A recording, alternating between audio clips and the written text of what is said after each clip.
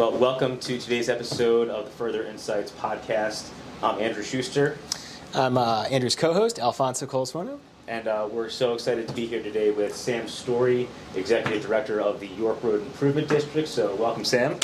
Yeah, a nice feather in your hat to be doing good stuff. Thank you. So I guess in a nutshell, if you can tell us who you are and what you do, that'd be great to start with. Yeah. So I'm Sam Storey. I'm the Executive Director of the York Road Improvement District. We are a business improvement district that covers York Road, going from Northern Parkway down south to 42nd Street in northern Baltimore. We support the Greater Govans community, is what that area is called. It includes a bunch of neighborhoods like Guilford, Homeland, Wilson Park, Woodburn McCabe, a really, really wonderful, diverse cross-section of Baltimore. We're a very new organization. We've only been around for about a year. I've been in my job since the beginning and have helped start it up. In full disclosure, I'm the president of the board of directors of the caveat. So for Alfonso, Full disclosure, I have no affiliation yet, just enjoying the company here. Sorry, so we can like disclosure. Thank you.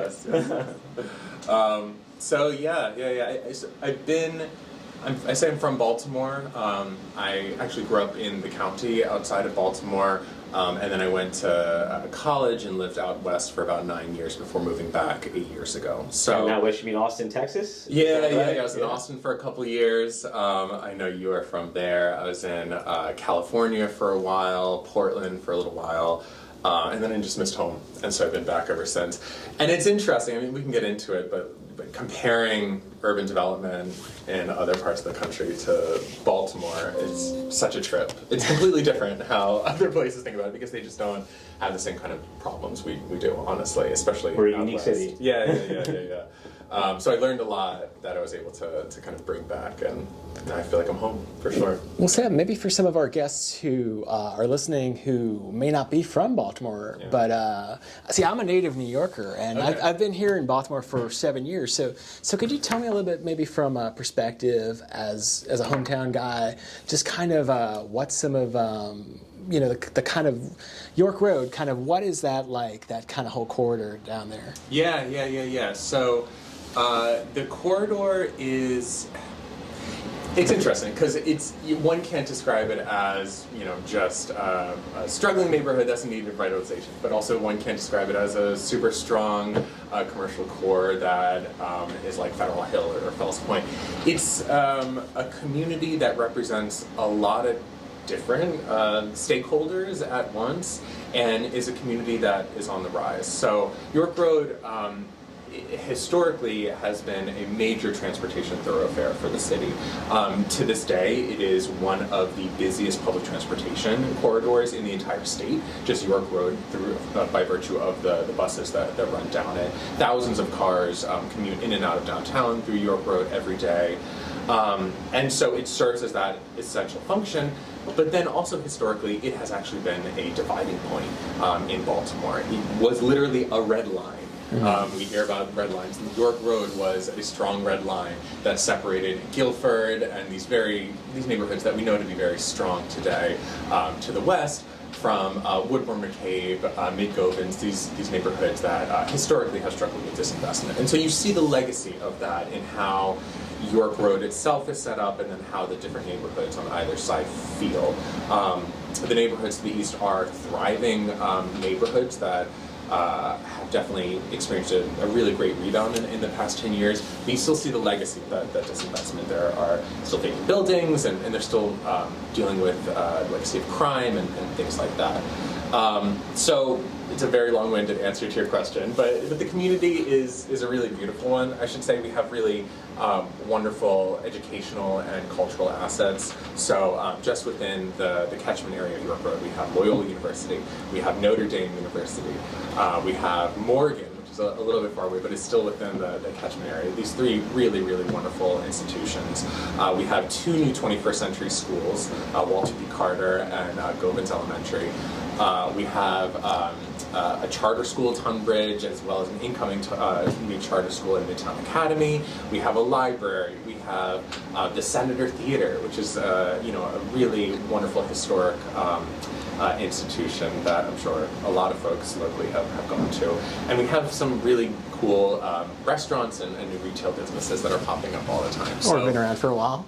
Like our friends at Zen West, yes. Exactly. So there's no one easy way to describe York Road, I think, and I'd love to hear your thoughts on that too, Andrew. Living in the area for sure, because I don't live there. I live in Reservoir Hill, which is Honorary resident. Oh yeah, I know, a little bit outside, but it's still close by.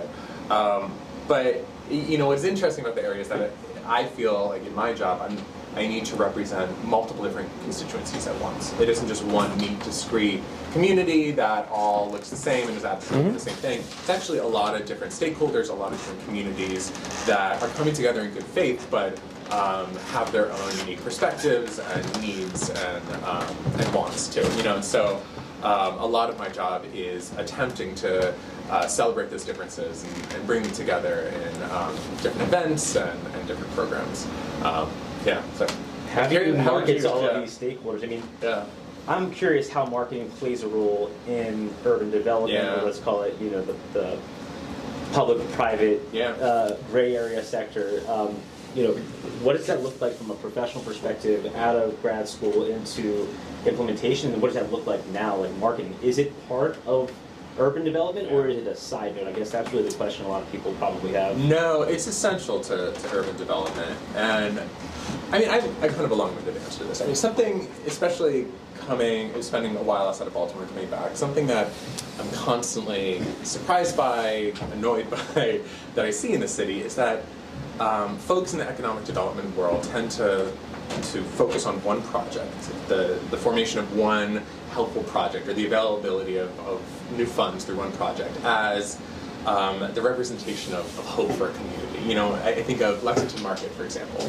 Really wonderful project downtown. It's gorgeous. They did an amazing job identifying vendors.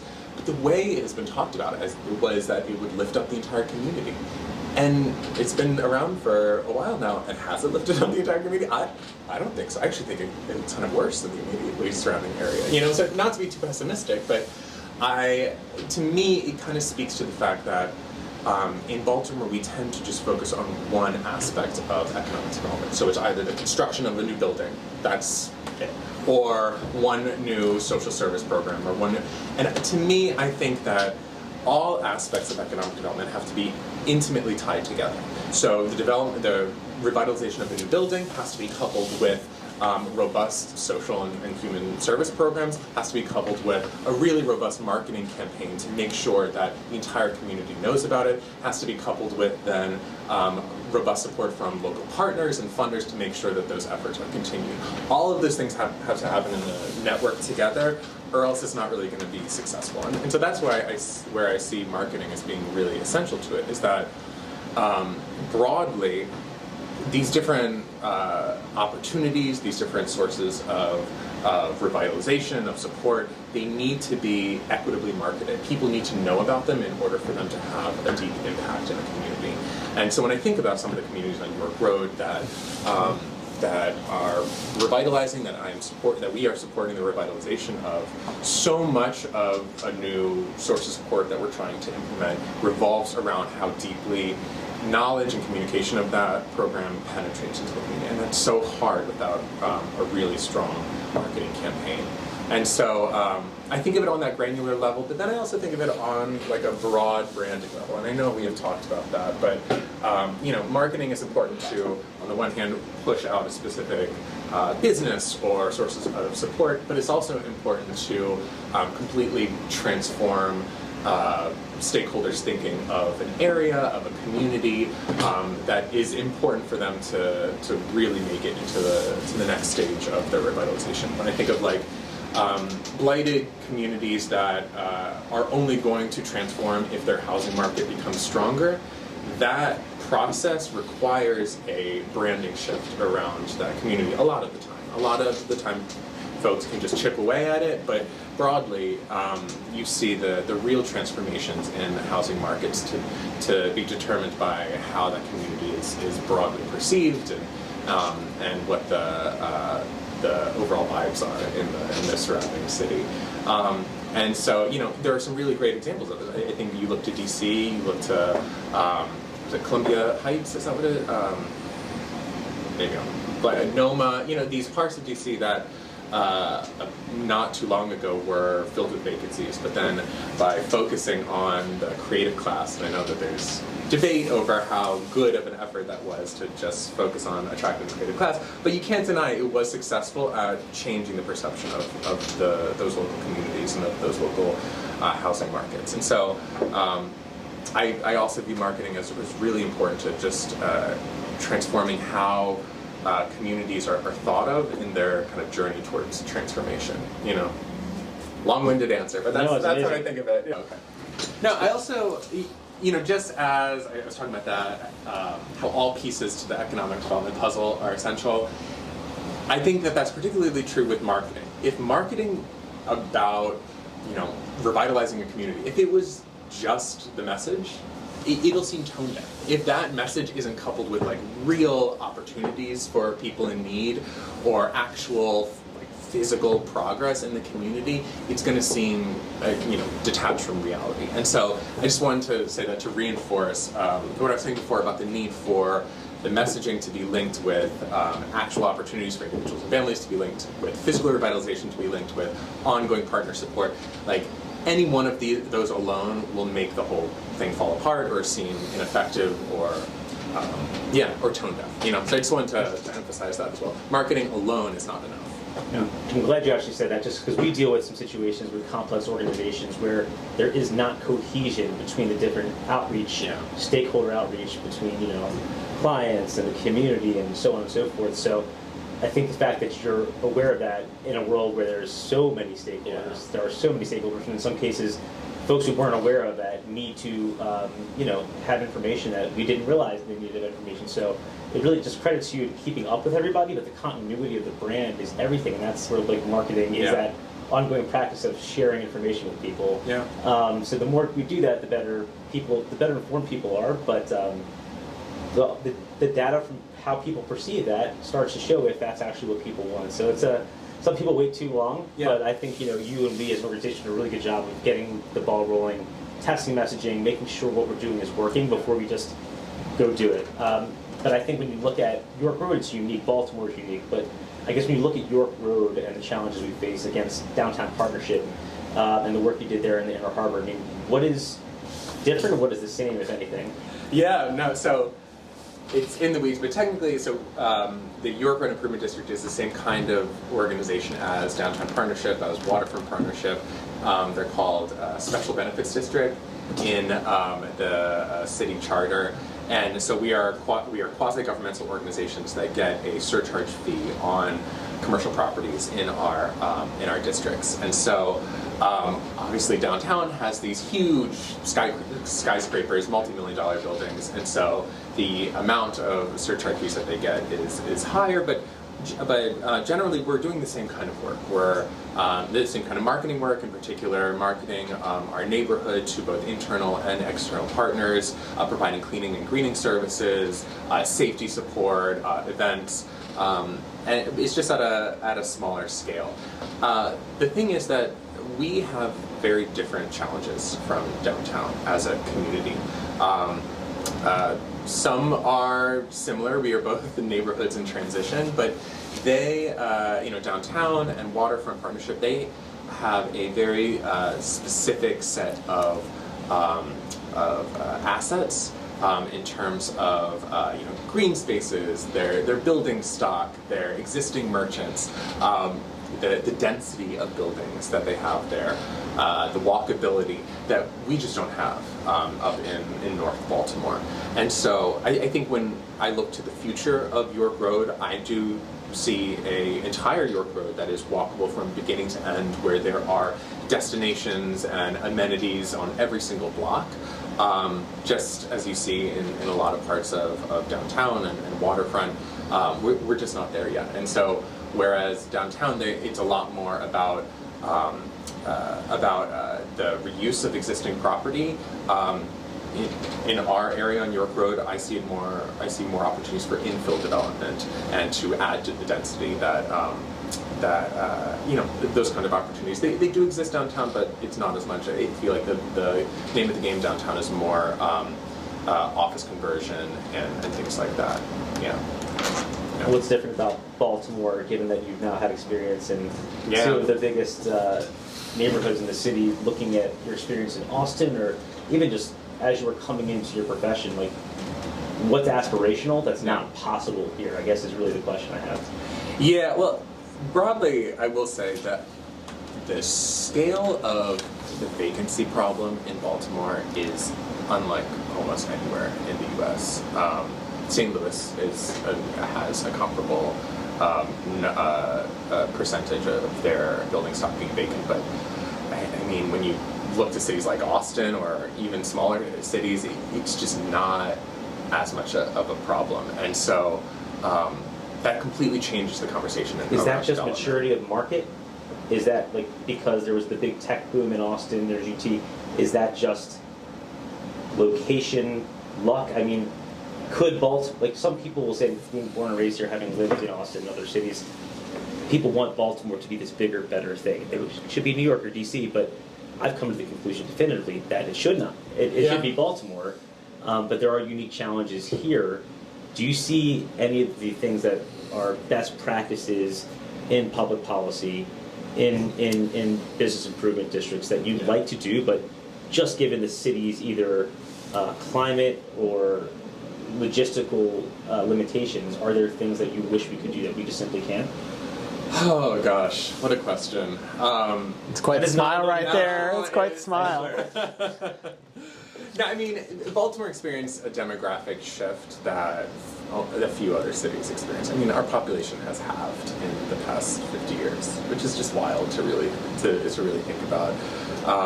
And so I don't think that Baltimore should, I agree with you, I don't think that Baltimore should aspire to be like any other city. And I've actually kind of gotten rid of the notion in my head of yearning for a renaissance in Baltimore or anything like that. Like, we have to love, I mean, it's like a truism in mental health as well. You have to love yourself before you can really change. You know, I feel like that's... Water the garden where you are. I think that's true for Baltimore as well.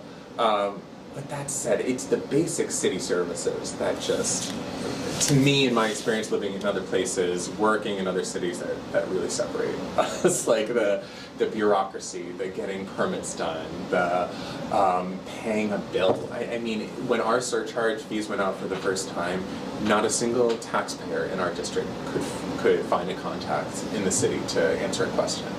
At the Department of Finance, they would call, "What is this bill?"